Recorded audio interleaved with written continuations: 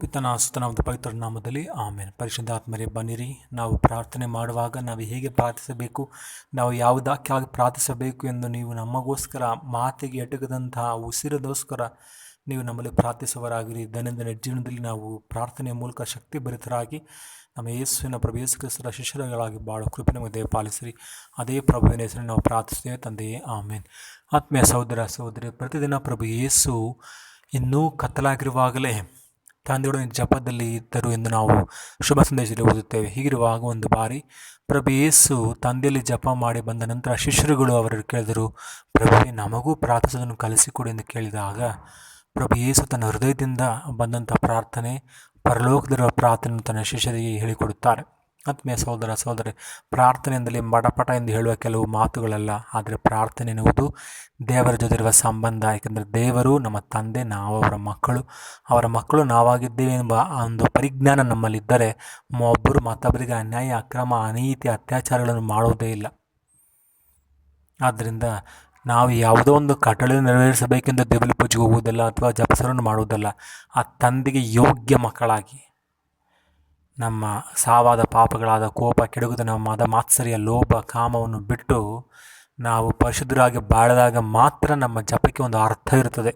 ಇಲ್ಲವಾದಲ್ಲಿ ನಾವು ಸ್ವೀಕರಿಸುವ ಪರಮಪ್ರಸಾದ, ನಾವು ಮಾಡುವಂಥ ಪ್ರಾರ್ಥನೆಗಳಿಗೆ ತಂದೆ ದೇವರು ನಾನು ಕಿವಿಗಳನ್ನು ಮುಚ್ಚಿಕೊಳ್ತೇನೆ ಎಂದು ಹೇಳುತ್ತಾರೆ ಯೆಶಾಯ ಗ್ರಂಥದಲ್ಲಿ. ಆದ್ದರಿಂದ ತಂದೆ ದೇವರ ಮಕ್ಕಳಾಗಿ ನಾವು ಬದುಕುತ್ತಾ ನಮ್ಮ ನೆರೆಯವರೊಡನೆ ನಾವು ನ್ಯಾಯ ನೀತಿಯಿಂದ ಅನ್ಯೋನ್ಯತೆಯಿಂದ ನಾವು ಬಾಳುವ ಕೃಪೆಗಾಗಿ ನಮ್ಮ ದೈನಂದಿನ ಜೀವಿತದ ಮುಖಾಂತರ ನಮ್ಮ ಜೀವಿತವನ್ನು ಒಂದು ಪ್ರಾರ್ಥನೆ ರೀತಿಯಲ್ಲಿ ಬದುಕುವ ಕೃಪೆಗಾಗಿ ನಾವು ಪ್ರಭುವಿನಲ್ಲಿ ಪ್ರಾರ್ಥಿಸೋಣ.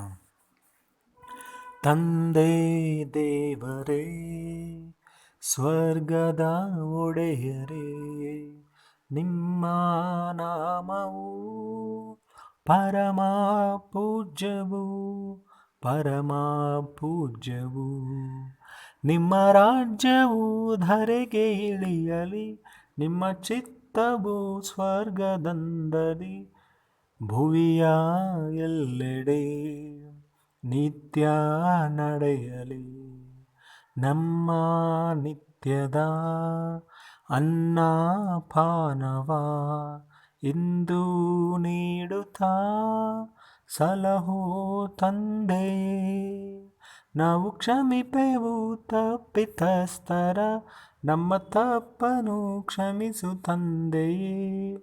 ದುಷ್ಟ ಶಕ್ತಿಂ ನಮ್ಮ ಬಿಡಿಸುತ್ತಾ ನಿಮ್ಮ ಪಥದಲ್ಲಿ ನಡೆಸು ತಂದೆಯೇ. ನಿಮ್ಮ ಪಥದಲ್ಲಿ ನಡೆಸು ತಂದೆಯೇ. ಪ್ರಾರ್ಥಿಸೋಣ. ಪ್ರಭು ಯೇಸುವೇ, ಈಗೋ ನಿಮ್ಮ ತಂದೆಯನ್ನು ನಮ್ಮ ತಂದೆಯಿಂದ ಕರೆಯುವ ಭಾಗ್ಯವನ್ನು ನೀಡಿದ್ದೀರಿ. ಆದ್ದರಿಂದ ಆ ತಂದೆಗೆ ಯೋಗ್ಯ ಮಕ್ಕಳಾಗಿ ಬಾಳುತ್ತಾ ನಿಮ್ಮ ನಾಮಕ್ಕೆ ಪವಿತ್ರವಾದ ಕೀರ್ತಿಯನ್ನು ಸಲ್ಲಿಸುತ್ತಾ ನಿಮ್ಮ ರಾಜ್ಯಕ್ಕಾಗಿ ಹಾತೊರೆಯುತ್ತಾ ನಮ್ಮ ದೈನಂದಿನ ಆಧ್ಯಾತ್ಮಿಕ ಮತ್ತು ಭೌತಿಕ ಆಹಾರವನ್ನು ನೀಡುತ್ತಾ ನಾವು ಇತರರೊಂದಿಗೆ ಸೋದರ ಭ್ರಾತೃತ್ವದೊಡನೆ ಕ್ಷಮೆ, ಅನ್ಯೋನ್ಯತೆ, ಪ್ರೀತಿ, ಸಹ ಬಾಳುವೆಂದೇ ಬಾಳುವ ಕೃಪೆ ನಮಗೆ ದಯಪಾಲಿಸಿರಿ. ನಿಮ್ಮ ಪರಿಶುದ್ಧವಾದ ಹೆಸರು ನಾವು ಪ್ರಾರ್ಥಿಸ್ತೇವೆ ತಂದೆಯೇ ಆಮೇನ್. ಪ್ರಭು ನಿಮ್ಮೊಡನೆ ಇರಲಿ. ಸರ್ವಶಕ್ತ ದೇವರಾದ ಪಿತಾ, ಸುತ ಮತ್ತು ಪವಿತ್ರಾತ್ಮರು ನಿಮ್ಮನ್ನು ಆಶೀರ್ವದಿಸಲಿ. ಆಮೇನ್.